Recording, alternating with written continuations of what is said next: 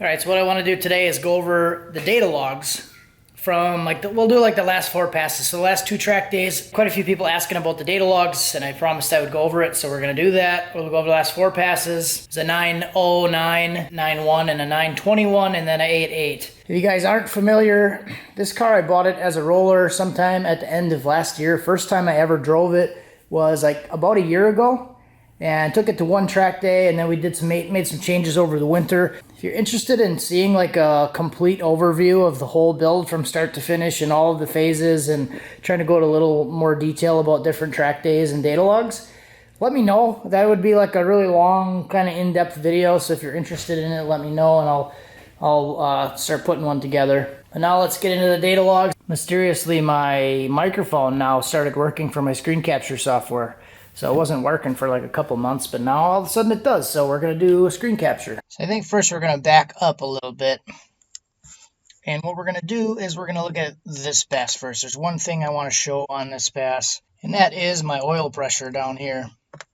And we'll also look at coolant pressure. I'll keep that one on. So I do have some smoothing on the coolant pressure, but first thing, coolant pressure, it was 42 psi. So keep that in mind as we kind of go through these logs. So this pass was about 17 pounds in third gear, 20 pounds peak. That's the blue line we're looking at. So I shifted at about 7,500. This was a 9.8 pass. This was the 922. 922 at 143.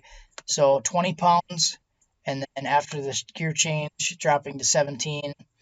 And you can see the boost is kind of wavering. So don't mind these little bumps. This track that we go to, our local track, is really bumpy. So we see these RPM spikes every time we hit like a bump. You get it's like a slight amount of wheel spin as the car is kind of bouncing. So you'll see little spikes in some of the logs. So this line down here is my oil pressure.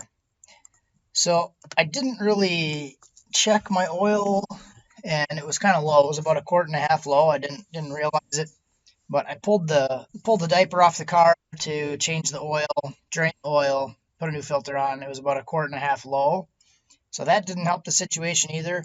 But you can see at this point we're hitting 17 pounds of oil pressure. So basically, after I launched, right before the 1-2 shift, 19 pounds of oil pressure. So that's pretty rowdy, right? 19 pounds of oil pressure at 7,500. Came back a little bit here to 30, but then as you can see, as the oil kind of settles in the pan, it starts to come back up, and then third gear we're back to 40, which isn't great, but you can see a little bit farther down here, it dipped down to 13 psi. So that's as I get on the brakes. So that's a little bit interesting to see. So when I launch, it sloshes, RPM comes up, sucks the pan dry, sloshes a little bit, starts to settle off, and then when I'm on the brakes, the pressure goes down a lot again. So you can tell that that's just oil sloshing around. So notice that on the logs, and ended up refilling it. And instead of being 1.5 quarts low, I ended up filling it about 1.5 quarts over full. So I put about 7.5 quarts in it, and it straightened out after that. So now let's get into these next passes. So this is when we went to Union Grove, and first pass was a 909. So let's look at some of the same stuff here. So coolant pressure, again, pretty high coolant pressure, 56 psi.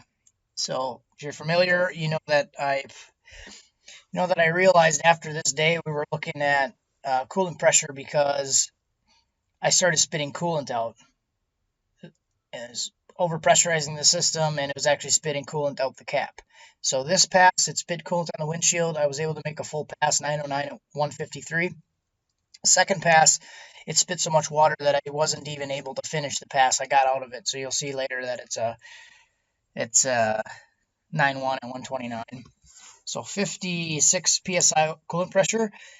And you can also see that the coolant pressure increased. Before it was around 40, now it's 50. So it seems like it's getting worse. Before this pass, though, I did end up changing my lower radiator hose because it was too close to my balancer, and as it was swelling, it was rubbing on my balancer. So I changed the lower coolant hose, and I might have filled the radiator a little bit too much. So that could account for some of the discrepancy and the increase in coolant pressure. But there's definitely there was definitely an issue because I was running, let's see here, the peak is 23.5 pounds on the stock paper head gaskets that were still in the motor. So it was basically just leaking by there. Another thing I mentioned before was the red line. Look how much smoother it is. This is at a different track. This is a different track here, so you don't see any of those bumps. You see a little bit of a bump here, but look how much smoother that is compared to the other line. That's just bumps in the track.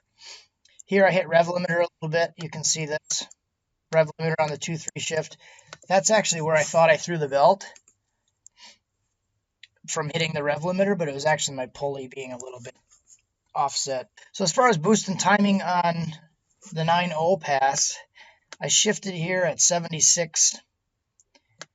It was a peak of 22.8, so 23 pounds, and then it dropped down to 20. And here we have 23.5, and then here we have 18. So you can see it's varying a lot, about 5 pounds on the gear changes. So we take coolant pressure off. Now let's look at the oil pressure again. So oil pressure on this pass, this was after I overfilled it, 81 psi oil pressure. That's just from adding a little bit of extra oil into it and making it a little bit more happy. So that's good. You can see a definite change there, which I like to see that. I mean, that's what the data is good for. You can see when you have problems and you can see if you fixed them. So it's pretty cool. So manifold air temp, let's add that. It's not on here. It's right there. So manifold air temp, intake air temp. End of the pass was 174 degrees. So that's not too bad. So if we look at air-fuel ratio, we can add that boy on there. All right, so air-fuel ratio is this green line. You can see that it doesn't really do a whole lot. So here it came up to an 11.9, and then the dip right here is 11.3. So it's like extremely close all the time.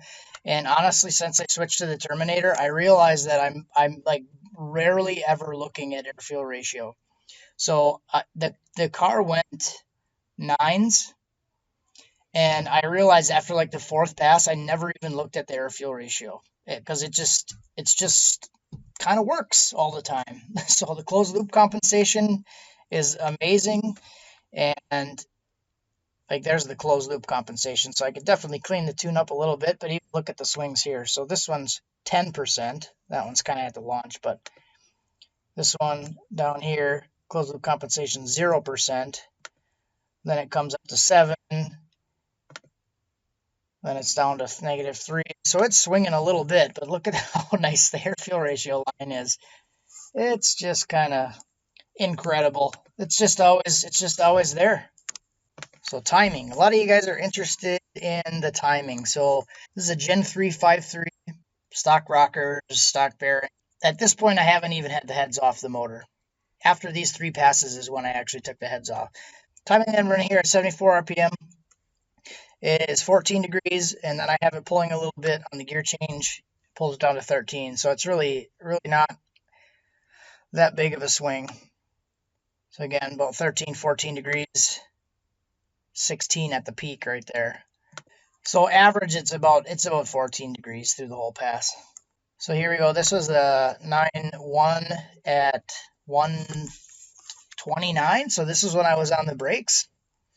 And let's look at the coolant pressure again. So coolant pressure, you can see it kind of came up 51 psi and then dipped to 47 and came back up.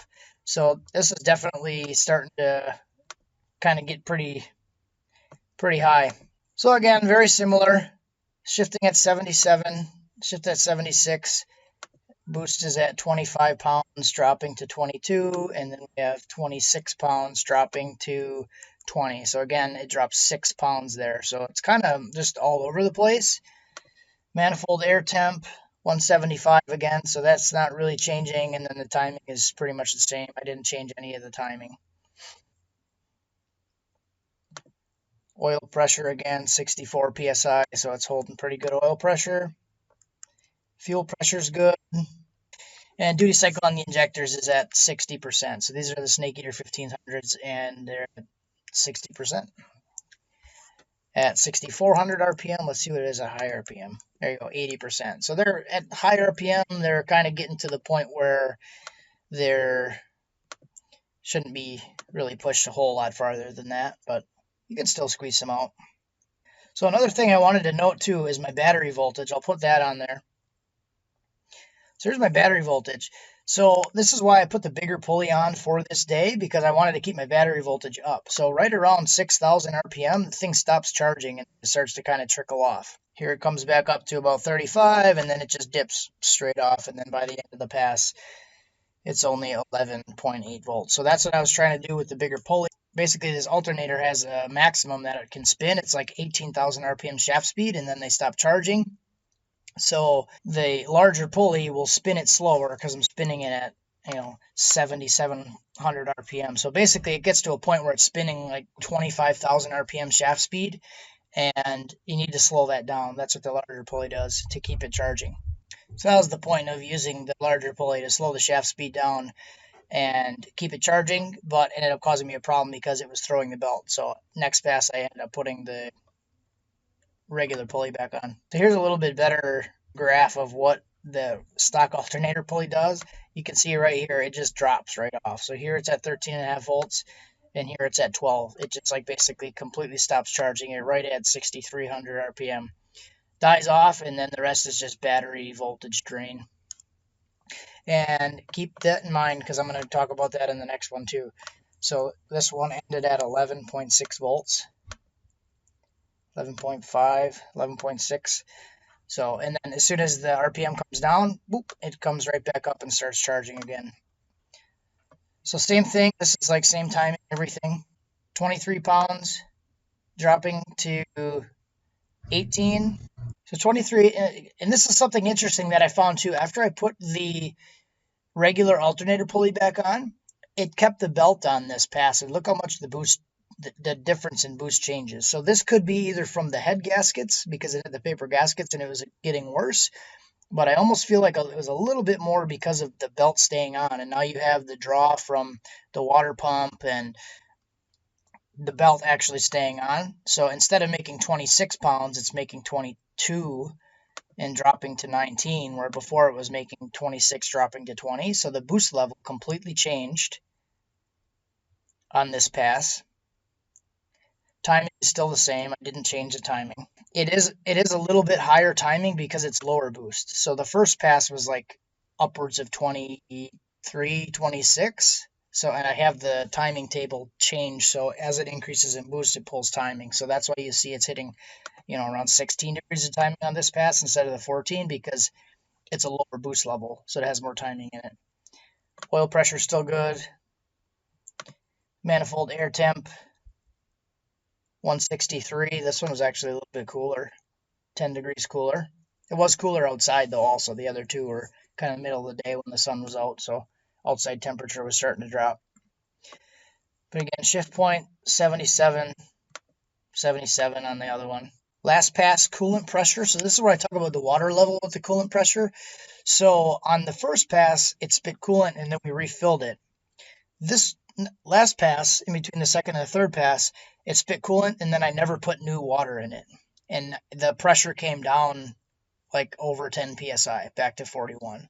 So that's an interesting note with having the proper water level in it and having a proper overflow or surge tank so it doesn't just overpressurize the system. Fuel pressure still 70.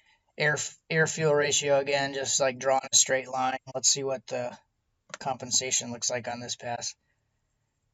So yeah, it's about the same. I didn't make any fuel changes or anything. I just kind of went with it. So closed loop compensation 5% down to 0%. So 5%, that's not even really that bad. And if you look at the air fuel ratio swings, it's swinging from 11.6 to 11.4, 11.9, 11.1 at the low point.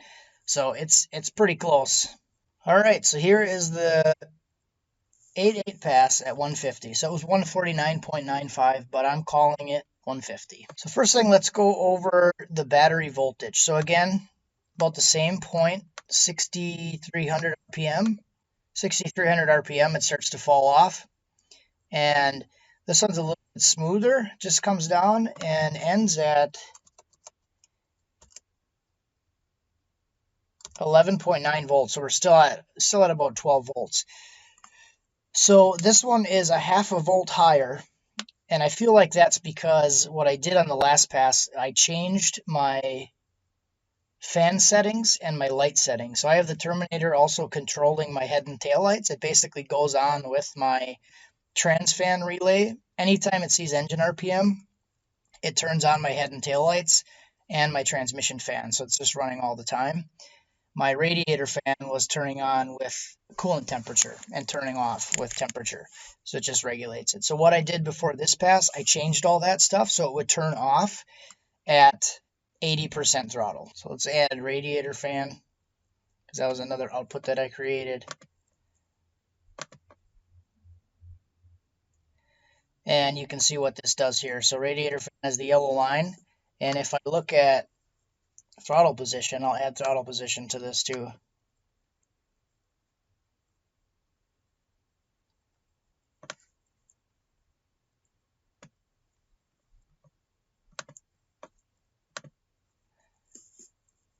So if you watch the TPS over here, so you can see this yellow line where it switches.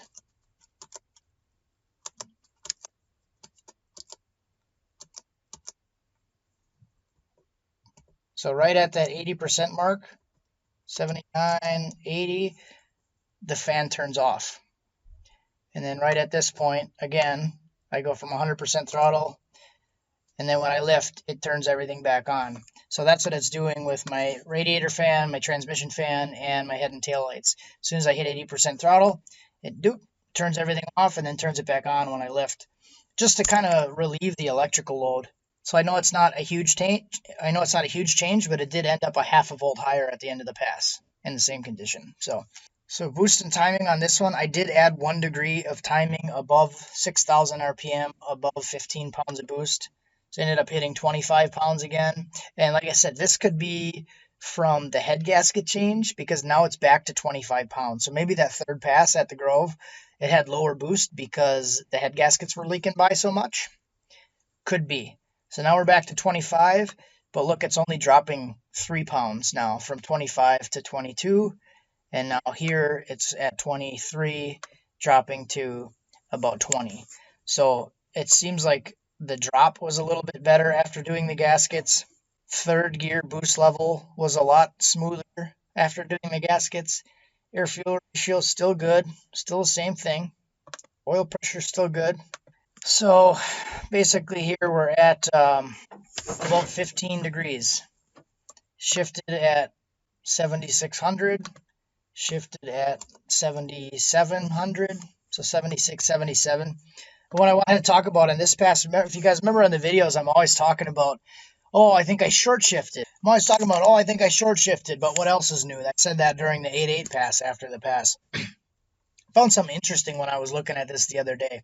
So in my head, I've kind of gotten this muscle memory down now after shifting the car. In my head, the reason I feel like I'm short shifting is because I shift when I see 6,300 RPM on the gauge, which mentally that's not where I want to shift. So I feel like it's early. But what I realize now is it's just the time that it takes from the time I see 6,300 to process that to make the gear change, and then it actually makes the change on the transmission. So if we look at 6,300 RPM, where 6,300 RPM is-ish, and I'll add before I move on, what I do is I always see 6,300, which I feel like is early. I shift, and then I see 7,300 on the 2-3 shift, and then I shift. So that's why I always feel like I'm short shifting, because of the fact I see 6,300.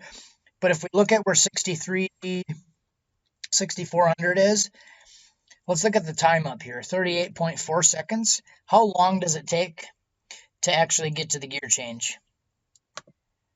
So we're looking at 38.4 to about 39.5 0.1, 0.2. So it's about 0.7 seconds from 6,300 to the gear change. Now if we look at where 7,300 RPM is on this, so let's go, so like 7,300 RPM, we're at 41 seconds even. Now we're at like 41.5, 41.6. So it's right in that same time frame, which I thought was really interesting. You're right at that 0.6, 0.7 seconds time frame. So the time it takes me to see 6,300 and shift, and it actually makes the gear change where I want it to, and the time that I see 7,300 and shift in second gear is the same exact amount of time, the same duration in both gears. So I didn't even realize that that was happening. And I thought that I was short shifting every time until I made like 5-6 passes feeling like I short shifted, and it shifted right where I wanted it to every time.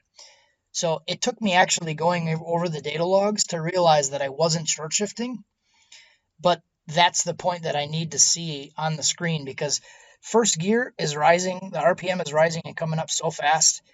This gear is a little bit slower. So that's where you see that 1,000 RPM difference, but it still ends up being, so I already had muscle memory for shifting based on the sound and feel of the car without even realizing what was happening. I already developed that muscle memory. So what else do we want to go over? So the timing here, third gear, all through third gear, is still about 15.4 degrees, higher timing. So the last pass was a little bit lower boost. That's why the timing is the same. Intake air temp is 166, which I'm perfectly fine with that. I think that's really good. My Ranger was seeing like 200 degree intake air temp, so I feel like this is actually pretty good.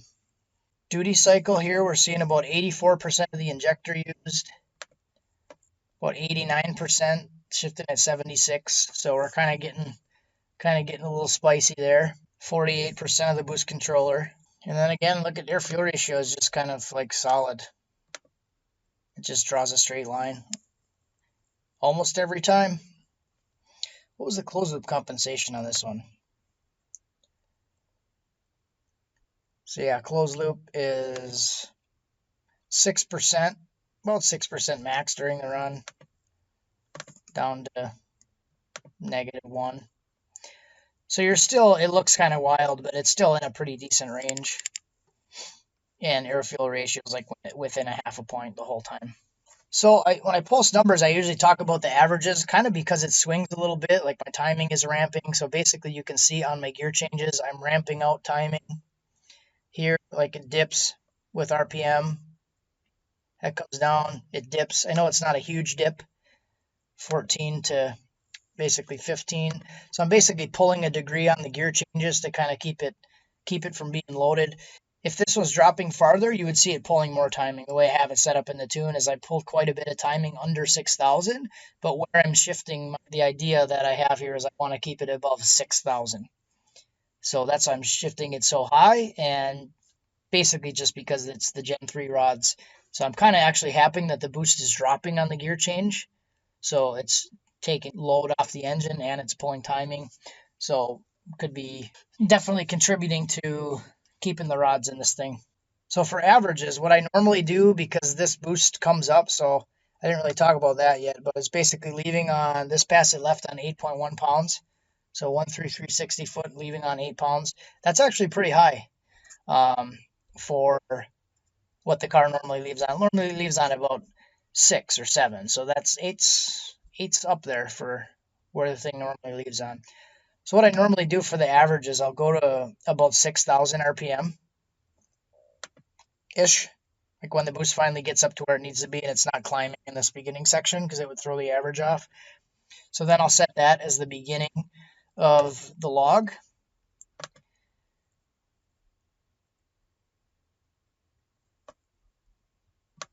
Then I'll stretch it back out, and then I'll go to where I basically lift. So I'll find 100% throttle, watch where it drops down, go back to 100, and then I'll set that as the ending point.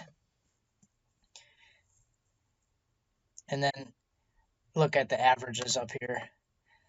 So here, basically during this pass, 25 max, average is 22 pounds. And then timing was 14.8 degrees. So basically 22 and 15. So that's kind of where it's at. So that was an 8-second pass, 880 at 150.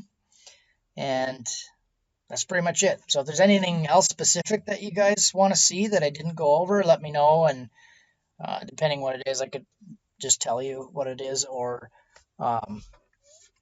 make a video on it.